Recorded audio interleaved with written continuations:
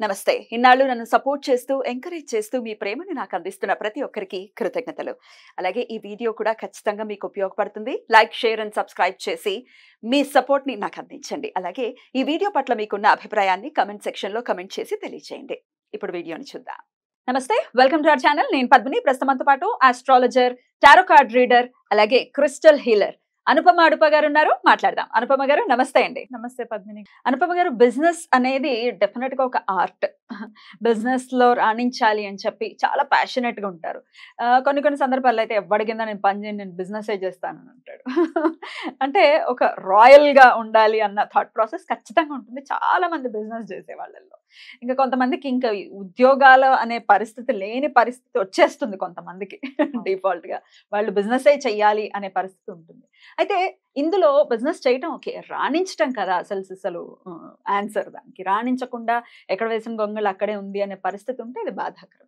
ఇప్పుడు ఇవాళ రేపు లేడీస్ కూడా చక్కగా బిజినెస్లు చేసుకుంటున్నారు, హౌస్ వైఫ్లు కూడా ఆన్లైన్ లో బిజినెస్లు చేస్తున్నారు. ఇవన్నీ చక్కగా రాణించాలి, అందరికీ లాభాలు రావాలి అని అంటే ఎట్లాంటి రెమెడీస్ ని ఫాలో చేయొచ్చు ఒక్కసారి చెప్పండి అనుపమ గారు. జనరలీ మనము బిజినెస్ గురించి చూసుకుంటే కెరియర్ కి ఎట్లాగైతే మనం కాంబినేషన్స్ చెప్పుకున్నామో బిజినెస్ కి మనము సప్తమాధిపతిని చూసుకోవాలి.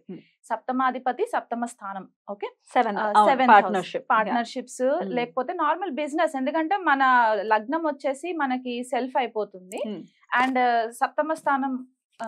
సప్తమ స్థానం వచ్చేసి మనకి అవతల వాళ్ళనమాట, మాసెస్, మనము అవతల చూసే వాళ్ళని.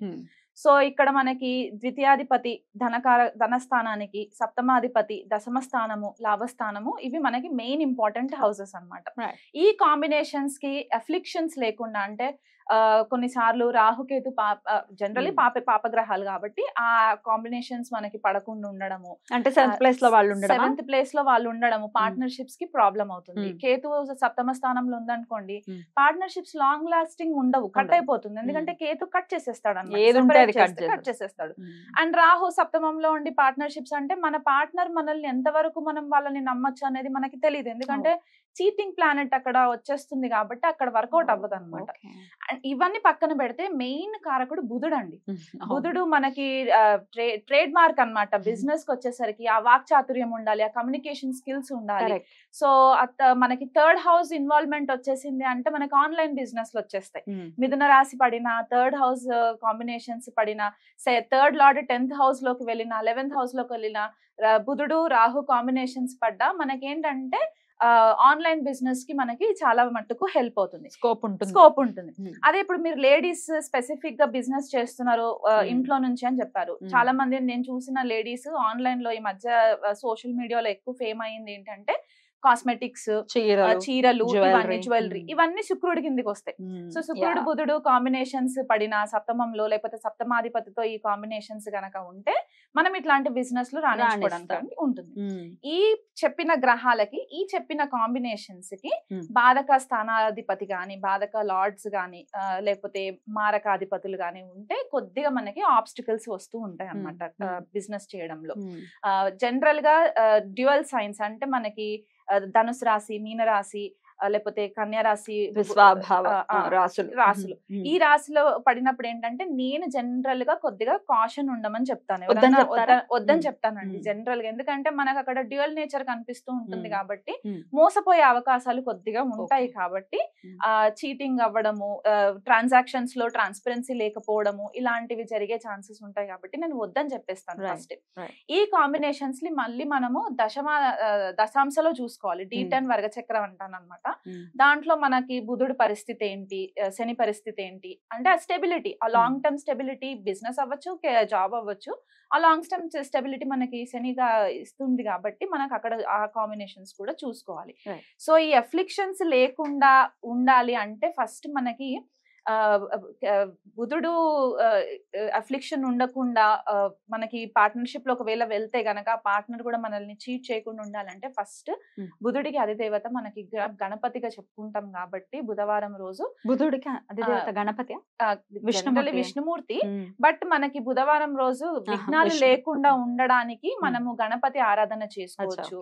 అండ్ కేతువు కూడా ఒకవేళ ఇన్వాల్వ్ అయి ఉన్నారు, బుధ కేతువులు కలిసి ఉన్నారు, పర్సనల్ గా బిజినెస్ చేసుకుంటున్నారు అని అనుకుంటే గనక కేతు నుంచి మనకి ఏ ఇబ్బందులు రాకుండా ఉండాలంటే అది నార్మల్ గా గ్రాస్ ఉంటుంది కదా, మనము గడ్డి అది దాన్ని గరిక అంటాం కదా, ఆ గరికతో బుధవారం రోజు మనము బిజినెస్ రాణించాలి అని చెప్పేసి ఉదయం 3ంటికి మనము గణపతి ఆరాధన ఆ టైంకి లేచి చేసుకుంటే, బ్రాహ్మీ ముహూర్తంలో కదా ఇంచుమించు ఆ టైంలో చేసుకుంటే మనము చాలా బాగా ఫ్లరిష్ అవుతాము.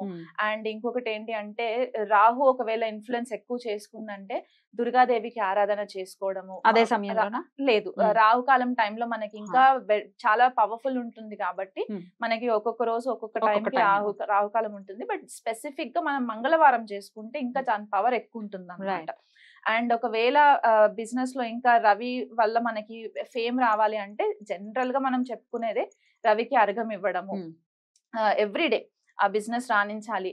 శుక్రుడు ఒకవేళ ఇన్వాల్వ్మెంట్ ఉంటే గనక లక్ష్మీదేవికి చేసుకోవడము, పెరుగు ఇంకా చక్కెర వేసి అమ్మవారికి నైవేద్యంగా పెట్టి అది మనము బిజినెస్ చేసే లేడీస్ జెంట్స్ ఎవరైనా సరే అది ప్రసాదం లాగా తీసుకొని వాళ్ళ బిజినెస్ ఆ రోజు స్టార్ట్ చేయొచ్చు.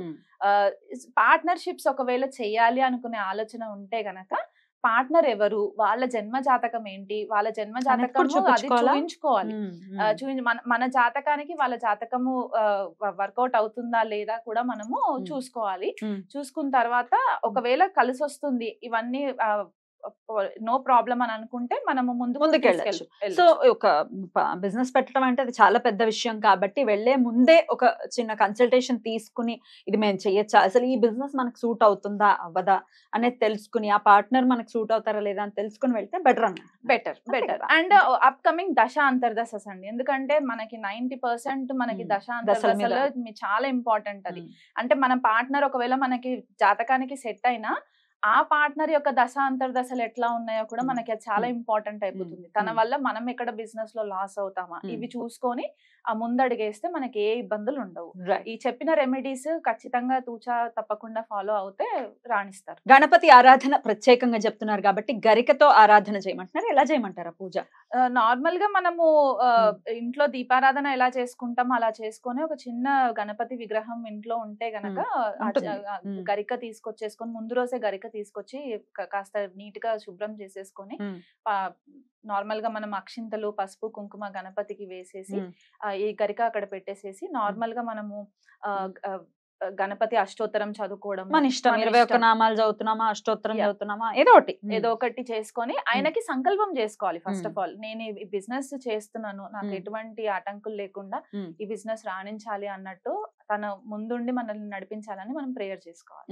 ఇలా ఎన్ని బుధవారాలు చేయమంటారు? వీలు కుదిరితే ఒక 21 బుధవారాలు చేస్తే మంచిది. నేను జనరల్ గా చెప్పేది ఏంటంటే క్రమం తప్పకుండా వారాలు చేసే బదులు ఒక మండలం పాటు 43 days 48 days 41 days ఎలా వీలు కుదిరితే అలా చేసుకుంటే మనకు ఆ ఎఫెక్ట్ అనేది కొద్దిగా ఫాస్ట్ గా తెలుస్తుంది. ఒక మండలం పాటు క్రమం తప్పకుండా. లేడీస్ అయితే గనక నార్మల్ గా మనకి కొద్దిగా మెన్స్ట్రువల్ సైకిల్ ఉన్నప్పుడు ఆ 5 days స్కిప్ చేసేసి నెక్స్ట్ 6th day నుంచి వాళ్ళు కంటిన్యూ చేసుకుంటే సరిపోతుంది. డెఫినెట్లీ వినాయకుడి యొక్క అనుగ్రహం అది బ్రాహ్మీ ముహూర్తంలో చేయటం అని అంటే డెఫినెట్ గా అది చాలా అదృష్టకరమైనటువంటి విషయం. ఎందుకంటే ఆ టైంలో లేచి క్రమం తప్పకుండా గనక చేస్తే రిజల్ట్ కూడా అలాగే వస్తుంది. కాబట్టి మరి బిజినెస్ లో రాణించాలి. ఇది ఆన్లైన్ లో బిజినెస్ చేసే వాళ్ళకైనా కూడా పనిచేస్తుంది, ఎవరికైనా పనిచేస్తుంది. అడ్డంకులు లేకుండా ఉండడానికి మనకి సంకష్టహార చతుర్థి అవి కూడా వస్తూ ఉంటాయి మనకి నెలకు ఒకసారి.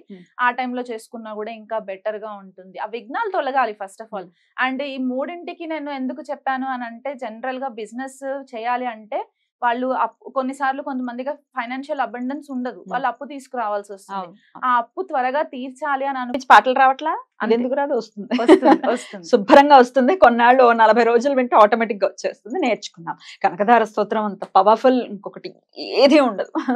అద్భుతం. ఆది శంకర్లకి ఈ సందర్భంగా కృతజ్ఞతల్ని తెలియజేస్తూ థ్యాంక్ యూ అండి, చక్కగా తెలియజేశారు. Thank you.